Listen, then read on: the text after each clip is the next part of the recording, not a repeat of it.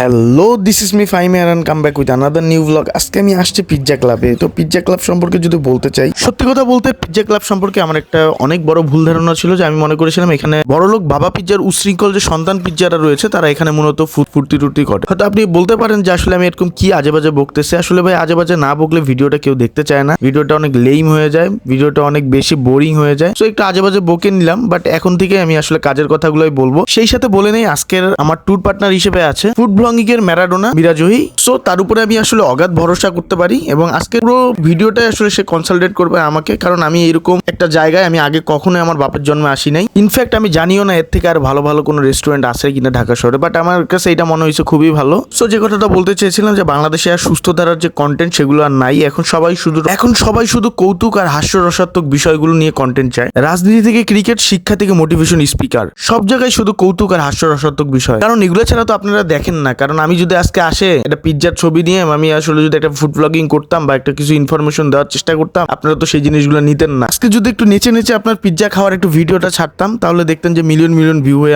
আমার Facebook YouTube ভেসে গেছে।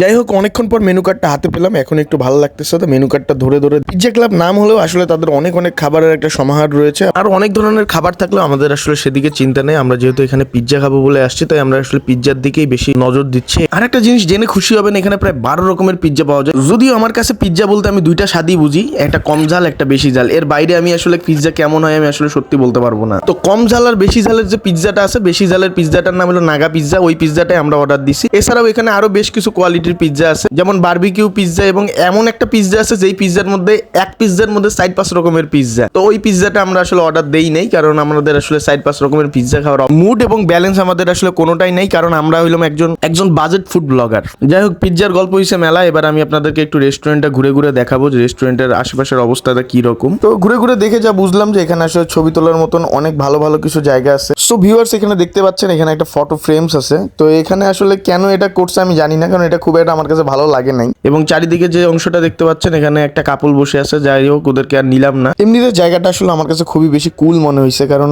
এখানে স্পেসও অনেক বেশি এবং নিরিবিলিও বলতে পারি। কারণ অন্যান্য পিৎজা বা বার্গারের যে রেস্টুরেন্ট গুলো রয়েছে সেগুলো থেকে এটা একটু আন্ডার রেটেড, কারণ এটা হলো মিরপুরে অবস্থিত। আর মিরপুরের রেস্টুরেন্ট গুলো কিছুটা আন্ডার রেটেড হয়, এটা আমার ভিডিওর শেষ অংশে আমি আলোচনা করবো। আশা করি ভিডিওটা শেষ পর্যন্ত দেখবেন। আর বলতে না বলতেই আমাদের পিৎজা চলে আসছে। যে পিছনে আগুনালা ভাইয়াটা দেখতে পাচ্ছেন, ইনি মূলত আমাদের পিৎজাটা হেলতে তুলতে নিয়ে আসছেন। কিন্তু পিৎজাটা দেখার পরেই আমার কাছে মনে হয়েছে এত কিউট একটা পিৎজা, এবং এই পিৎজাটাকে কেটে আমি খেয়ে ফেলবো, কিন্তু লোক লজ্জার ভয়ে আমি আসলে ওহিকে কিছু বলতে পারি নাই। সিরিয়াসলি ভাই, পিৎজাটা এত বেশি কিউট ছিল আসলে বলার মতো না। তো ওহি যখন আমাকে বললো ভাই এটা কাটে সার্ভ করো, তখন আমার কাছে নিজের কাছে খুব খারাপ লাগতেছিল, এবং আমি আসলে ভদ্রতার খাতিরে তাকে বললাম না ভাই তুমি কাটো। সত্যি কথা বলতে আমার নিজের কাছে খুব মায়া লাগতেছিল এই পিৎজাটার প্রতি, কারণ এই পিৎজাটা আমার কোনোভাবে কাটার মনটা ছিল না। মনটা চাচ্ছিল যে আমি এটা সারাদিন আজকে দেখি শুধু পিৎজাটাকে।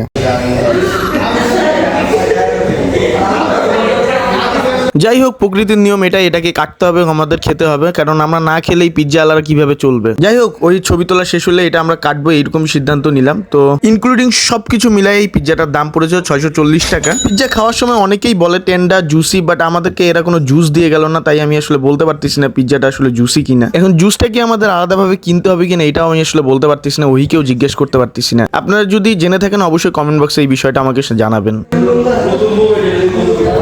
বলতে না বলতেই এটা একটা ফ্যামিলি সাইজ পিৎজা। তো আমরা এক স্লাইস করে খাওয়া শেষ করে ফেললাম। তো এই পিৎজাটাতে দেখলাম যে জিনিসটা দুইটা সস দিয়ে গেছে, একটা সস নাকি হার্ব স্পেশাল সস, আর একটা নাকি কলম্বিয়ান নাগা মরিচের সস। আসলে আমি তো সারা জীবন মরিচ খাইছি, এত নাগা মাগা আমি এত আসলে বুঝি না। আমরা মরিচ খাইছি ঝাল কম আর ঝাল বেশি, তো এখানকার ঝালটা আসলে একটু বেশিই ঝাল। যাই হোক, মরিচ আনতে আসলে কলম্বিয়া যাওয়ার কি প্রয়োজন এটা আমি আসলে আমার মাথায় খেললো না। তা আপনারা চাইলে তো আমাদের কুষ্টিয়াতেই অনেক বেশি মরিচ হয়। আমার একটা ভ্লগ আছে কুষ্টিয়াতে, ওইটাও চাইলে দেখে আসতে পারেন। আমার ডেসক্রিপশন বক্সে দেওয়া থাকবে লিঙ্ক, অবশ্যই যায় দেখে আসবেন। আর মরিচ আনতে আসলে কলম্বিয়া যাওয়ার দরকার নেই। শেষবারের মতন রেস্টুরেন্টে আরেকবার দেখাই, দেখতে আসলে অসাধারণ একটা রেস্টুরেন্ট। এইরকম রেস্টুরেন্ট আমরা আগে কখনো দেখি নেই। এখন পিৎজা দেখবো না রেস্টুরেন্ট খাবো, এটা নিয়ে আসলে ভাবনা চিন্তার মধ্যে পড়ে গেছি। সো গাইস, এখন আমি আপনাদেরকে দেখাবো সসের মধ্যে পিৎজা ঢেলে কিভাবে খেতে হয়। আমার কোনো দোষ নাই, চাকুতে একটু ধার কম।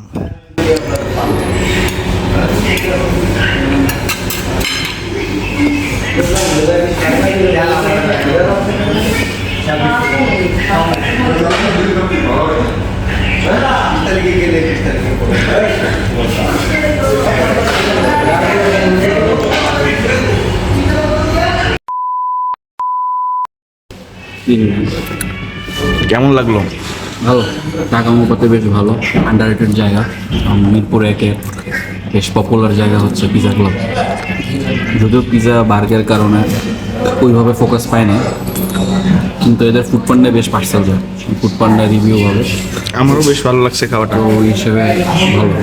সাইজ, ওভারঅল দাম। সাইজ 12 ইঞ্চি, দুইজন তো বেশ, আমি 3 জন্য শেষ করতে পারবো, 3 জনের জন্য বেশি ভালো। সব মিলে 10-এ দিও 8.5।